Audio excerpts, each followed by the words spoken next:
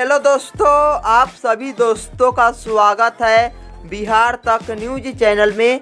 तो देखिए दोस्तों, भोजपुरी के superstar trending star Khesari Lal भैया जी का एक फिल्म का ट्रेलर बहुत जल्द आने वाला है दोस्तों, जो फिल्म का नाम है संघर्ष 2। और इस फिल्म का ट्रेलर फरवरी माह के अंत तक आने का उम्मीद है दोस्तों। और इस फिल्म में मेन किरदार के रूप में काम कर रहे हैं भोजपुरी के superstar trending star Khesari Lal भैया जी, और भोजपुरी के सुपरस्टार हीरोइन मेघा श्री जी भी काम कर रही हैं दोस्तों, और भी भैया और दीदी लोग काम कर रही हैं।